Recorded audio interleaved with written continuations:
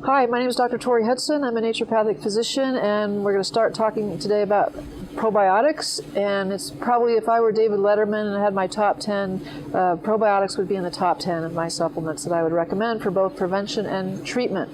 And it ranges all the way from pregnant women to babies to young children to adults to elderly. Probiotics is good for any and all people in many diverse ways. Starting with the pregnant mother, it really helps determine if she takes probiotics, she can help determine the health of her baby for not only in the first couple years of life, but for the long haul.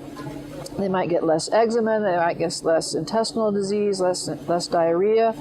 And then once the baby is born, the babies are prone to infectious diarrhea and all kinds of bowel disorders, of course, and delivering probiotics can be useful for both prevention and treatment of different causes of diarrhea and of something called viral gastroenteritis.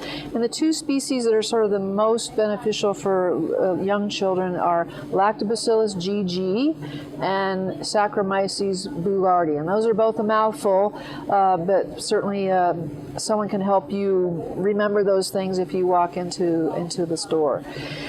And then going forward, there are species and strains of probiotics that are helpful for all kinds of bowel disorders, for bladder infections, for vaginal infections. You might be surprised to hear that. We mostly hear about probiotics for bowel infections or bowel disease, like irritable bowel disease and Crohn's disease. That's sort of two stronger areas for taking probiotics.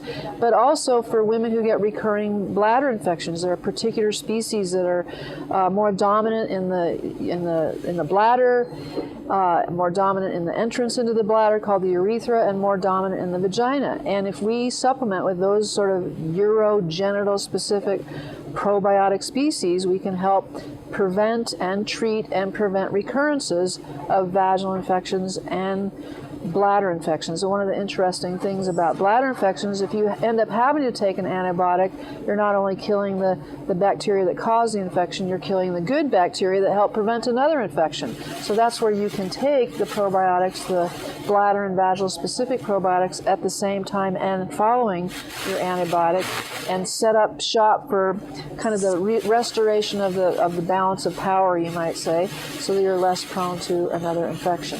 And the same goes with if you're taking, let's say, an antibiotic for a vaginal infection. Take probiotics along with and after, and then you'll help restore the normal flora so that you're less prone to a future infection.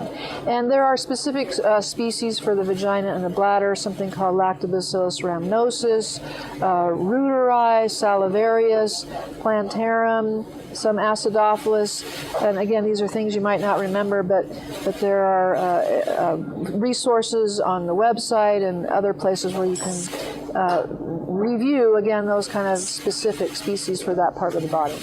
But think about probiotics as prevention, think about probiotics as treatment, think about probiotics from the get-go during pregnancy and young children's life to establish the most optimal immune system for the rest of their life. I hope that's helpful. Thanks very much.